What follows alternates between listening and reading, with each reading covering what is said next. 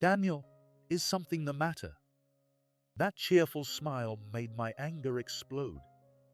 I didn't sign up to be thrown into a place that feels like a detention camp. James let out a chuckle and said with a laugh, "This place suits a poor man like you, Daniel." "What did you say?" "Showing up to our hotel dressed like that. You've got to be a broke fool." "I bet you won that room by chance in some raffle, didn't you?" I had no comeback when he pointed out my appearance. He wasn't wrong. I clenched my teeth. "Why are you even here?" I motioned for the bellboy to leave and turned my eyes to the TV. I was satisfied with the program James was watching. "Thank you for watching." "What?" James looked confused, glancing back and forth between the TV screen and my face. "Actually, I'm the producer of this show." "What?" James's surprised voice filled the room as he quickly sat back down on the couch. "I really hoped you'd watch today's broadcast, but I'm honored to see you already prepared." Hello everyone. Welcome to Revenge Office. Today I'm going to share a new story with you. Let's get started. I am Daniel Moore, a producer for a major TV network's news program. Our show airs nationwide at 8 a.m., and it consistently ranks number 1 in ratings for that time slot. At 52, my body is starting to show signs of wear and tear, but I love my work and feel like it's my true calling. It's not uncommon for me to miss the last train and sleep at the office because I'm so absorbed in my job.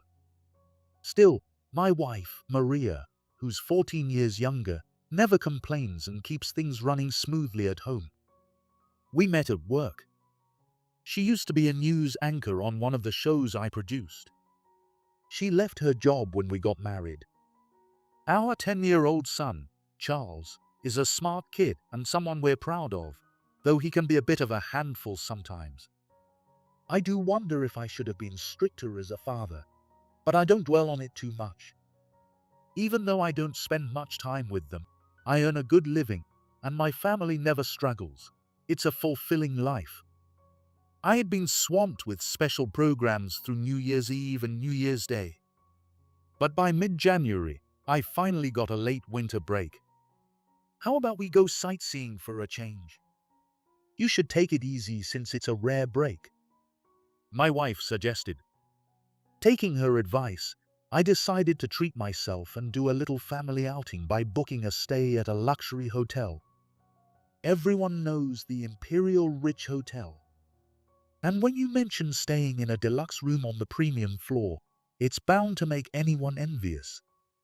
Even my son, who had been pestering me about going on a trip, lit up with excitement when he heard the hotel's name. The plan was to spend a lazy morning, maybe visit the salon, and then head to check-in. But for a TV producer, that's a far-off dream. To take time off, I needed to ensure everything was in place so my absence wouldn't be felt. That meant I couldn't even return home and had to meet up with my family directly at the hotel. With a scruffy beard, messy hair, and a wrinkled dress shirt I'd been wearing for days, I didn't have time to clean up and went straight from the office to the hotel by taxi. In the lobby, my wife was sipping a welcome drink, dressed in a black dress with a beige jacket, while my son sported corduroy pants and a knit vest. "Sorry to keep you waiting." "No worries. You must be exhausted. I brought a change of clothes. Want to change?" My wife glanced me up and down and said, "Before dinner is fine. Let's just get checked in for now." I responded, and Maria nodded and finished her coffee. The three of us headed to the front desk. An older woman dressed in a traditional gown passed by, clearly giving me a look of disgust. It was obvious I didn't quite fit in with my current appearance. But I was still a paying guest. "Welcome." A staff member in his 30s greeted us with a polite smile, though his attention was more on Maria than me. "I'm Daniel, the one with the reservation," I said, catching the side of his face with my voice. He immediately gave me a cold look. His nameplate read, James Thomas. Mr. Daniel, correct? Please wait just a moment, he said, turning to type on his laptop before looking back up at us. Thank you for waiting. We have a twin room on the regular floor ready for you. Someone will be here to show you to your room shortly. I interrupted him. Hold on a second. I reserved a deluxe room on the premium floor, didn't I? The man kept his smile intact as he responded. I apologize. A premium member arrived unexpectedly earlier and requested the deluxe room, so we had to accommodate them. What? My voice cracked in disbelief. Shouldn't the reservation come first? I'm sorry, but there are no deluxe rooms available now, he replied with a face that showed zero remorse, completely ignoring my complaint. Dad, what does that mean? Isn't it supposed to be deluxe? My son tugged at my shirt, clearly confused. Maria raised her eyebrows in concern but stayed quiet, watching how things would unfold. At a signal from James, a bellboy in a cap appeared. Mr. Daniel, allow me to escort you to your room. He grabbed the travel bag that was at my wife's feet and hurried toward the elevator hall. Reluctantly, we followed him. The elevator stopped on the 3rd floor, and we stepped out into a chilly corridor. Here is your room. If you need anything, please contact the front desk. Now, if you'll excuse me. After placing the luggage down and offering a deep greet, the bellboy left without making eye contact. The room lights were off, but the daylight streaming through the window was enough for us to see everything clearly. We stood there, speechless. In the corner of the room was a small table, and mounted on the wall was a tiny 15-inch TV. The mirror on the wall was so small it looked like something for applying makeup. The beds were lined up in the middle of the room, and there was barely enough space for one adult to squeeze through between the bed and the wall. Looking down, I saw stains on the carpet, probably from spilled coffee and cigarette burns. The one door led to a cramped bathroom, and it was so tight that if you sat on the toilet, your elbow would likely hit the bathtub. This place is tiny, and doesn't it smell weird? Charles said, pulling a face. I had noticed it too, the moment we stepped in. The room was filled with a nauseating stench, like a mix of cigarettes, mold, and dust. This is just... Even my wife, who had stayed silent the whole time, covered her mouth, looking visibly uncomfortable. I'll get them to change the room right now. I called the front desk and demanded that a staff member come to the room. Before long, the doorbell rang, and it was the same front desk clerk from earlier. Mr. Daniel, is there something wrong? That cheerful smile triggered my anger to explode.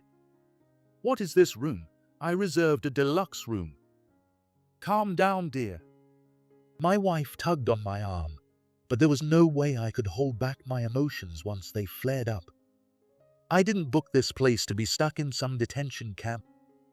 James snickered and said with a laugh, a poor man like you, Mr. Daniel, is well suited for this room. What did you say? Are we poor? My son asked in confusion, his eyes wide and innocent. Only an ignorant poor man would show up at our hotel dressed like that. I bet you won a free stay in some random raffle, didn't you? I had no comeback when he pointed out my appearance. He wasn't wrong. I clenched my teeth in frustration and regret. Will we get the same food as the other guests? My wife suddenly asked. Yes, we'll prepare the same meals. Great, Charles. We're having a feast tonight. Awesome. Kids are so simple. No matter what room we're in, once we're asleep, it won't make a difference. We can always come back another time. My wife said, her tone positive and understanding. We'll charge you the rate for the twin room plan. James added. Of course now, get out. I said, giving James a slight push in the chest. He greeted and left the room. "We're never coming back to this dump of a hotel," I yelled after him. As I yelled at the door, James exited through. Maria let out a sly chuckle. 1 month later, I was back at the Imperial Rich Hotel, dressed exactly as I was that day, disheveled after a night shift. I had spent 2 days at the office in preparation for today's broadcast. It was the busy checkout time, and I scanned the front desk. But James was nowhere to be seen. Among the staff rushing to attend to guests, I grabbed a bellboy and asked, "Is James Thomas, the front desk clerk, here?" "James just finished his shift and is in the staff room," the man answered, looking a bit confused. "Take me to him." "What is your business with him?" I'd say, "It's a matter that could determine this hotel's fate." I said it with enough mystery to make the bellboy's face pale. "Right this way," he said, leading me down a hallway. In the back of the room marked "Staff Only," James was lounging on a sofa, dressed in a casual suit, watching TV. "Hey, how's it going?" he said lazily, glancing my way before suddenly doing a double take. "What are you doing here?" I motioned for the bellboy to leave and turned my gaze to the TV. Seeing the program James was watching, I felt satisfied. "Thank you for watching." "What?" James looked back and forth between the TV screen and my face, confused. "Actually, I'm the producer of this show." "Who are—" His voice shot up in shock as he quickly sat up straight on the sofa. "I came by to make sure you caught today's broadcast, but I'm honored to see you are already prepared," I said, flashing the most polite smile I could muster despite my scruffy appearance. "What is going on? Please keep watching." The live news program was going through the previous day's headlines one by one. Next up was the sports segment, followed by a special report that digs into local issues based on viewer tips. Here it comes. Today, we're exposing the shocking practices of luxury hotels that don't treat their guests like guests. The hotel's sign wasn't shown, and the surrounding area was blurred, but anyone familiar with it would know. This footage was of the Imperial Rich Hotel. James's face turned pale. The video segment began. The camera panned over a hotel room, shot from an angle that made the dimly lit space look even smaller. The rundown facilities, the stained carpet. It was all highlighted as the narrator described the room's poor condition. The footage then cut to a person in a black dress sitting on the bed. Their face wasn't shown, only the body from the chest down. The room I reserved was supposed to be a deluxe room on the premium floor. The voice was altered. But for some reason, we were moved to this room because a hotel member showed up without a reservation and requested the room we had booked. Then, a young boy's voice cut in. I was looking forward to the breathtaking night view from the 30th floor, but all we can see is the wall of the building next door. There are 3 of us, my husband, son, and me, but there are only 2 beds. Last night, my son and I had to squeeze in together for the first time in ages. How is it even possible that a bed in a luxury hotel is smaller than the one we have at home? Unbelievable. We're lucky we brought our own towels and other amenities because the hotel barely had anything. When I was taking a shower, 2 spiders came down from the vent. It was so gross. The most shocking part was when the front desk told us, "A poor man like you belongs in this room." The segment ended, and the screen switched back to the studio. The anchor and commentators began to share their thoughts, all criticizing the hotel's treatment, the state of the room, and the front desk clerk's attitude. Our investigation revealed that this floor is currently under renovation, and the room the family stayed in is usually not in use. The hotel is now conducting a full inquiry into the matter, and we will continue to pursue the truth on this issue," the anchor explained. When the segment ended, I turned off the TV. "Did you enjoy that?" I asked. James hung his head and buried it in his hands for a while, but suddenly he lifted his face and flashed a smug smile. "Who gave you permission to film here?" "Permission? If you filmed without consent, it's copyright infringement and disruption of business. You're the one who could face legal charges." James looked at me triumphantly. I handed him a piece of paper I had prepared in advance. "This is an email from your hotel's PR department. It had arrived about 6 months ago, addressed to my show. Dear Sir/Madam, we trust this letter finds you well during this time of extreme heat. We are writing to extend our deepest gratitude for your continued support and cooperation. Our Imperial Rich Hotel has been greatly affected by the recent global pandemic. Foreign tourists are nearly non-existent, and even domestic visitors have been few. Therefore, we kindly request that your esteemed media company feature our hotel. We would be honored if you could visit in person and capture the appeal of our rooms, as well as the voices of our guests, in your footage. It is our hope that through your program, we can share our heartfelt hospitality with viewers across the nation. We are happy to work with your schedule, so we kindly ask for your consideration.